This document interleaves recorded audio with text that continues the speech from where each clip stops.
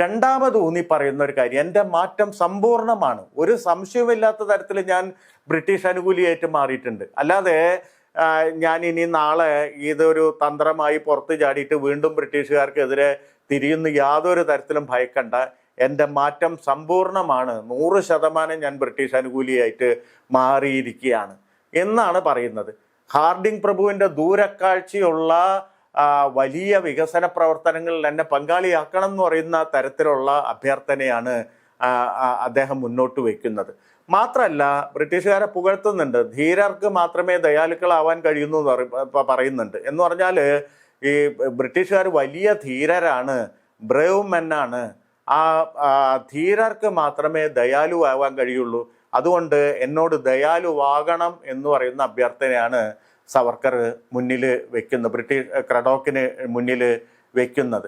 അവസാനമായി സവർക്കർ അതിൻ്റെ ഉള്ളിൽ മുടിയനായ പുത്രൻ്റെ, ബൈബിളിലെ മുടിയനായ പുത്രൻ്റെ, ധൂർത്തപുത്രൻ്റെ ആ ഉപമയെ, യേശു പറഞ്ഞ ആ കഥയെ ഓർമ്മിപ്പിക്കുന്ന തരത്തിലുള്ള ഒരു വാചകം എഴുതുന്നുണ്ട്. നമുക്കെല്ലാവർക്കും അറിയാം, ബൈബിളിലെ മുടിയനായ പുത്രൻ എന്ന് പറയുന്ന ആ കഥയിൽ ഈ ധൂർത്തപുത്രൻ വീട് വിട്ട് ഓടിപ്പോവുകയും കുറേ കാലം കഴിഞ്ഞ് തിരിച്ചു വരുമ്പോൾ അദ്ദേഹത്തിൻ്റെ പിതാവ് അദ്ദേഹത്തെ വളരെ ഔദാര്യത്തോടു കൂടിയാണ് സ്വീകരിക്കുന്നത്. വലിയ കാളക്കുട്ടിയെ അറുത്ത് അതുകൊണ്ട് വിഭവങ്ങളൊക്കെ ഉണ്ടാക്കിയിട്ടാണ് മുടിയനായ പുത്രനെ, ധൂർത്തപുത്രനെ സ്വീകരിക്കുന്നത്.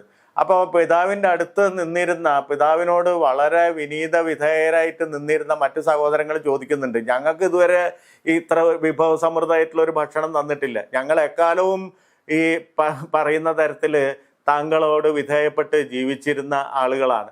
എന്താണ് ഈ പറയുന്ന താങ്കളെ എതിർത്ത് പോയ ഒരാൾ തിരിച്ചു വരുമ്പോൾ എന്തുകൊണ്ടാണ് ഇങ്ങനെ വിഭവസമൃദ്ധമായ സദ്യ നൽകി ആഘോഷിക്കുന്നതെന്ന് ചോദിച്ചപ്പോൾ ബൈബിളിൽ പറയുന്നത് നിങ്ങൾക്ക് എല്ലാവർക്കും ഓർമ്മയുണ്ടാവും, നഷ്ടപ്പെട്ടു എന്ന് പറയുന്ന പുത്രനാണ് തിരിച്ചു വന്നത്, അപ്പം അതുകൊണ്ട് അത് ആഘോഷിക്കേണ്ട സന്ദർഭമാണെന്നുള്ള അർത്ഥത്തിലുള്ള വാചകമാണ് ആ പിതാവ് പറയുന്നത്. അപ്പം ആ പിതാവിൻ്റെ സ്ഥാനത്ത് ബ്രിട്ടീഷ് ഗവൺമെൻറ്റിനെ സങ്കല്പിച്ചിട്ടാണ് സവർക്കർ ഈ ഉപമ പ്രയോഗിക്കുന്നത്. മുടിയനായ പുത്രൻ തിരിച്ചു വരുമ്പോൾ, ധൂർത്തപുത്രൻ തിരിച്ചു വരുമ്പോൾ ഗവൺമെൻറ്റിൻ്റെ രക്ഷാകർതൃത്വത്തിൻ്റെ വാതിലുകളല്ലാതെ മറ്റെന്താണ് അവന് മുന്നിൽ തുറന്നിടുക എന്ന് പറയുന്ന ഒരു വാചകമാണ് അതിനുള്ളിൽ എഴുതുന്നത്.